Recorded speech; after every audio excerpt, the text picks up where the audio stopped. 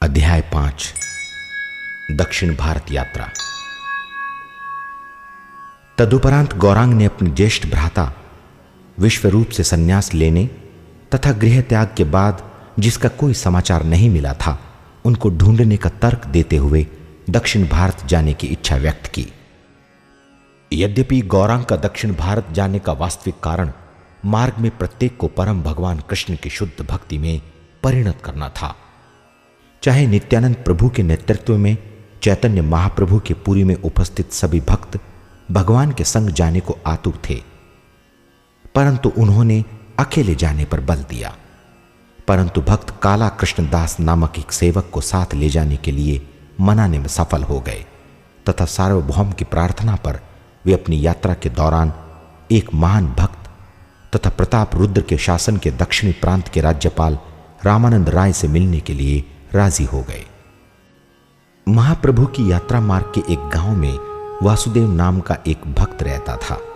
उसका शरीर कोढ़ से पीड़ित था तथा कृमि उसे खा रहे थे, परंतु एक उच्च भक्त होने के नाते उसने इस स्थिति को अपने पूर्व कर्मों का फल मान स्वीकार कर लिया।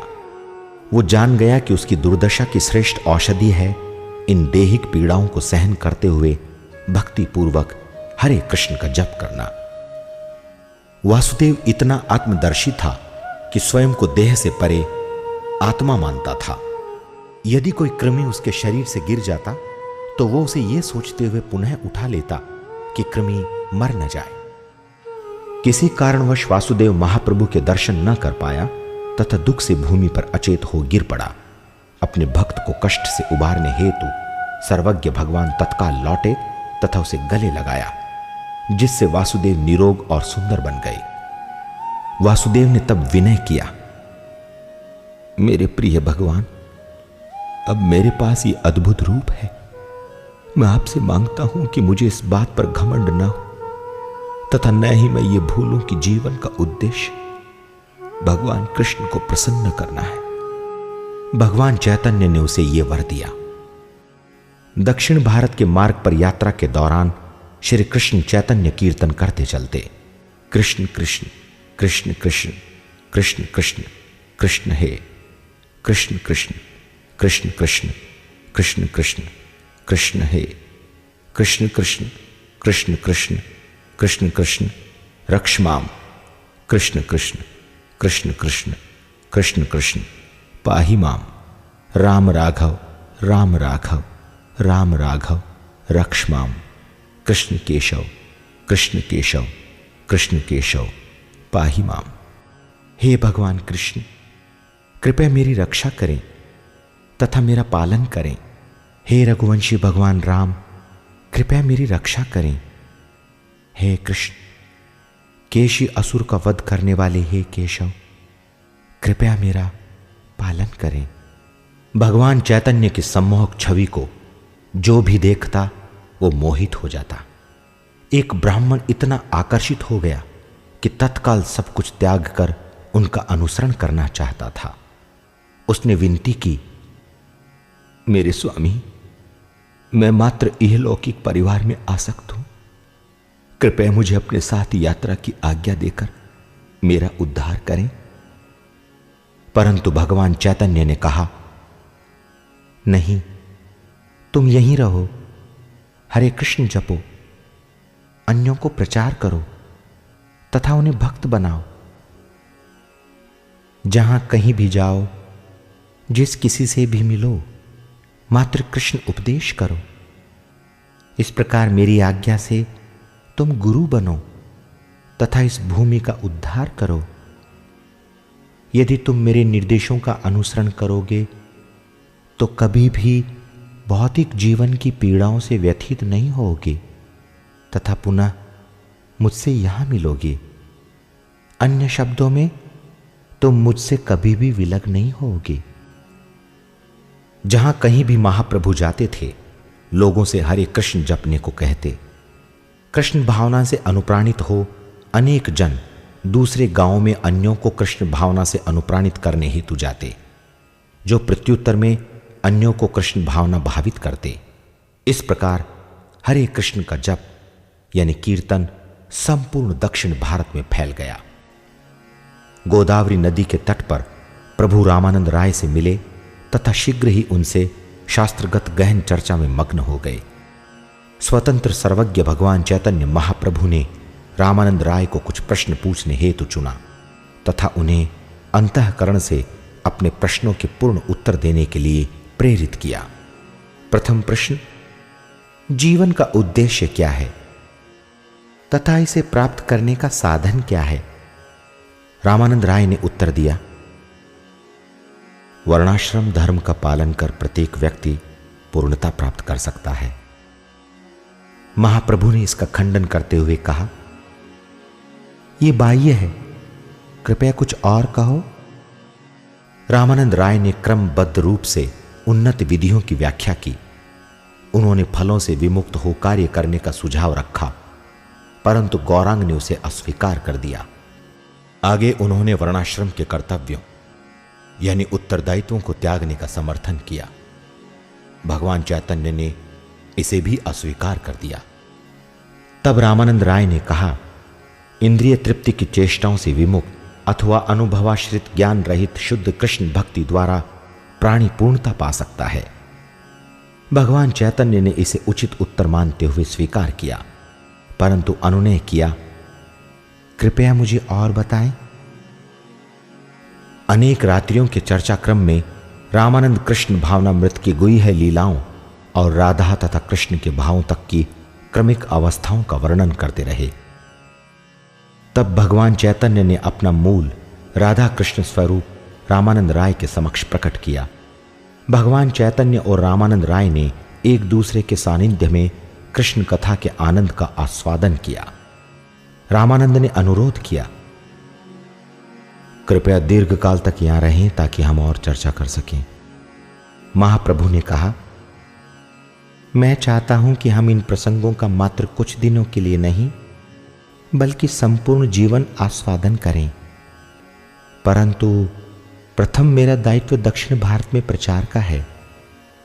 कुछ समय उपरांत मैं पुरी लौटूंगा। उस समय तक आप कृपया अपने उत्तरदायित्वों से मुक्त हो जाएं तथा पुरी प्रस्थान करें जहां हम इकट्ठे रहेंगे। तब महाप्रभु कई पवित्र धामों की यात्रा पर गए।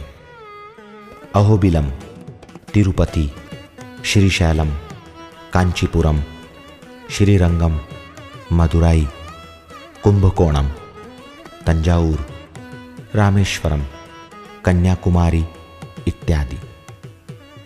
वे मात्र विष्णु मंदिरों में ही नहीं अपितु उन देवताओं के मंदिरों में दर्शन हेतु भी गए जो परम पुरुषोत्तम कृष्ण के भक्त के रूप में सुविख्यात थे, न कि स्वतंत्र ईश थे तथा इस आधार पर पूजनीय थे। उन्होंने पवित्र नदियों में स्नान किया तथा गांव-गांव जाकर कृष्ण भावनामृत का प्रचार किया। प्रत्येक रात्रि वे मंदिर में ठहरते तथा स्थानीय पंडितों को भागवत दर्शन प्रस्तुत करते तथा वे जनसाधारण को हरे कृष्ण के कीर्तन के लिए प्रेरित करते। जिस समय भगवान चैतन्य श्रीरंगम पहुंचे, चातुर्मास प्रारंभ हो चुका था। अतः महाप्रभु श्रीरंगम में स्थानीय ब्राह्मण वेंकट भट्ट के घर ठहरे। श्री रंगनाथ के भक्तों ने अपने बीच गौरांग को पाकर भाग्यशाली माना।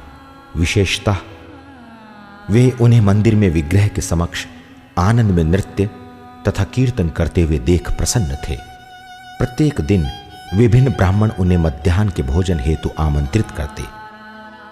एक बार महाप्रभु ने परिहास में वेंकट भट्ट से कहा, आपकी इष्ट देवी लक्ष्मी सदैव नारायण के वक्ष स्थल पर विराजमान रहती हैं तथा निश्चित रूप से वे सृष्टि की सर्वश्रेष्ठ सती स्त्री हैं, परंतु मेरे स्वामी तो श्री कृष्ण हैं, एक ग्वाला जो गाय चराते हैं। ऐसा क्यों है कि एक पतिव्रता स्त्री होते हुए भी मेरे स्वामी कृष्ण का संग चाहती हैं? इसे प्राप्त करने हेतु लक्ष्मी ने वैकुंठ के दिव्य आनंद को त्याग दीर्घ काल तक प्रतिज्ञाओं एवं नियमों को स्वीकार किया है तथा अनंत तप किया है। वेंकट भट्ट ने उत्तर दिया, भगवान कृष्ण और भगवान नारायण दोनों एक हैं, परंतु कृष्ण की लीलाएं उनके विनोदी स्वभाववश अधिक आनंदप्रद हैं। क्योंकि कृष्ण और नारायण दोनों एक ही पुरुष हैं, लक्ष्मी की कृष्ण पाने की इच्छा उनके सतीत्व की प्रतिज्ञा को भंग नहीं करती, अपितु ये अति आह्लादक है कि धन की देवी लक्ष्मी भगवान कृष्ण से मिलना चाहती हैं तथा रासलीला का आनंद लेना चाहती हैं। यदि वे कृष्ण संग का इस प्रकार आनंद लेना चाहती हैं तो इसमें क्या दोष है? आप इस प्रकार क्यों परिहास कर रहे हैं? महाप्रभु ने प्रत्युत्तर में कहा, मैं जानता हूं कि लक्ष्मी में कोई दोष नहीं, परंतु फिर भी वे रासलीला में भाग नहीं ले सकती। क्या आप बता सकते हैं कि सौभाग्य की देवी होते हुए भी वे क्यों इस सुअवसर को प्राप्त नहीं कर सकती? इस पर वेंकट भट्ट ने कहा, मैं इस दृश्य के रहस्यों को नहीं जान सकता। मैं एक साधारण जीव हूं। किस प्रकार मैं परम भगवान के कार्यों को जान सकता हूं? वे सहस्त्र सागरों से भी गहरे हैं। तब भगवान ने व्याख्या की, लक्ष्मी अपने परम भगवान की सम्मानकारी पूजा के व्यवहारवश रासलीला में नहीं जा सकती। वैकुंठ में श्रद्धा तथा सम्मान की प्रभुता है, जबकि वृंदावन कृष्ण की सरल स्वाभाविक प्रेम स्थली है। वृंदावन फलों, फूलों, गायों तथा यमुना नदी से चरितार्थ है। वहां का वातावरण सम्मान की बजाय प्रगाढ़ता का है। लक्ष्मी अपना वैकुंठ स्वभाव नहीं त्याग सकती, न ही वे कृष्ण की रासलीला में प्रवेश पाने के लिए प्रामाणिक विधि का पालन करने के लिए तत्पर है। यथा अपने वैकुंठ रूप का त्याग करना, गोपी रूप स्वीकृत करना तथा ब्रजवासियों के चरण कमलों का अनुगमन करना। इस प्रकार भगवान चैतन्य ने परिहास में कृष्ण की आराधना लक्ष्मी नारायण से भी सर्वोच्च बताई तथा प्रगाढ़ता यानी घनिष्ठता का भाव श्रद्धा तथा सम्मान से श्रेष्ठ है। परंतु उन्होंने कहा, बुरा मत मानिए, मैं मात्र परिहास कर रहा हूं, मैं आपको प्रताड़ित नहीं कर रहा हूं। महाप्रभु ने एक बार श्रीरंगम के प्रांगण में एक ब्राह्मण को बैठे देखा जो अपने हाथों में भगवत गीता लिए रो रहा था। कुछ लोग उस पर हंस रहे थे। यह देख भगवान चैतन्य ने पूछा, महोदय, आप क्या कर रहे हैं तथा क्यों रो रहे हैं? ब्राह्मण ने कहा, मेरे गुरु ने मुझसे कहा कि प्रतिदिन भगवत गीता का उच्चारण करो, परंतु वास्तव में मैं निरक्षर हूं।